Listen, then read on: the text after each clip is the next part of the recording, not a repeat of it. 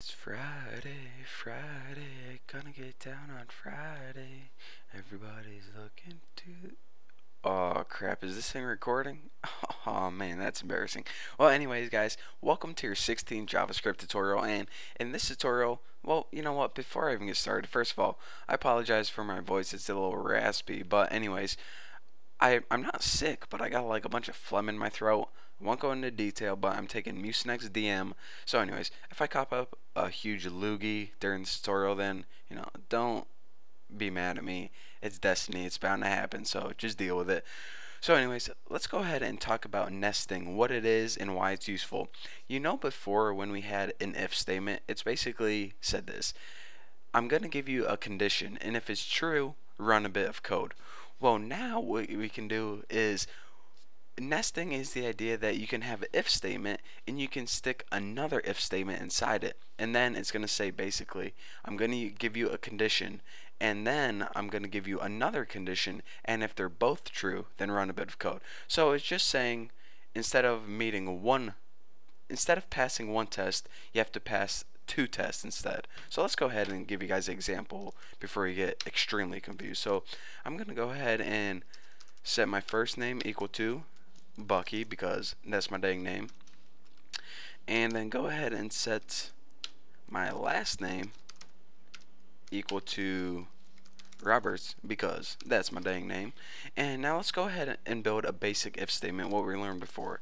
If first name equals two equal signs Bucky, then go ahead and run this bit of code. And we already know that whatever we write in here is our statement, then it's going to run because we gave it a test and it passed it, so now it runs the bit of code. But what nesting is the idea that instead of just a regular statement like print out hello Bucky or alert box pops up, we can actually go ahead and put another if statement in here with another condition. So let's go ahead and put if last name equals Roberts, and make sure I spelled everything right. You see, whenever you like have a variable or something and you want to make sure it matches, just go ahead and double click it, and then you don't have to be like FIRST, NAME. Just double click it and it's going to highlight all the other ones that are spelled the same. But anyways, back to the tutorial. So now let's go ahead and add a body to this, and now let's go ahead and write something like document.write welcome Bucky Roberts explanation, and I accidentally hit notepad, so there we go, just like that. So now let's go ahead and save it and run this baby and see what we get. Whoa, probably should have minimized that a little bit. Okay. Yeah, about this, I don't want to talk about that, so I actually forgot. I forgot that that was up there, so yeah, pretty embarrassing. But anyways, as you can see, it says, welcome Bucky Roberta, meant to say Roberts, but who cares. So now you can see the basics of nesting. Instead of having one test to pass, you now have to pass another test before you can get to your code. And this isn't only basic if. You can also nest if else, and now check it out.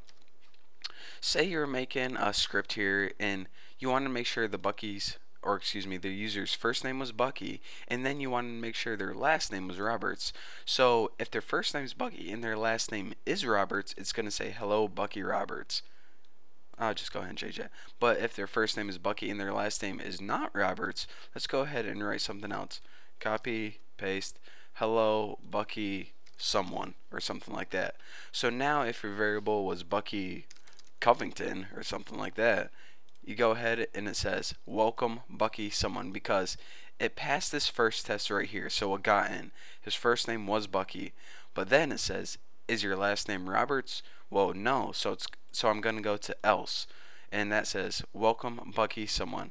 So again, I just want to give you guys the idea that instead of just writing a statement in here, you can actually nest an entire if statement in here, and then it's just going to give it more tests to pass. And actually, I don't want to confuse you guys too much, but you can actually put another if statement in here, and you can nest it like 1,000 times if you want. So if you're saying, all right, make sure your name's Bucky, make sure your last name is Roberts, make sure your favorite color is blue, make sure you're 24, and you can give it a bunch of different ifs. But actually, if you guys are thinking about doing that, there is a lot easier way. So mostly people nest, you can probably nest three ifs instead of inside each other, and that is, most the deepest that people go. If you want to get deeper than that, then there are better techniques, and I'm going to show you guys those techniques in the upcoming tutorials. But I guess now that the cat's out of the bag, then I'm going to go back to watching my favorite music video, and I guess I'll see you guys in the next tutorial.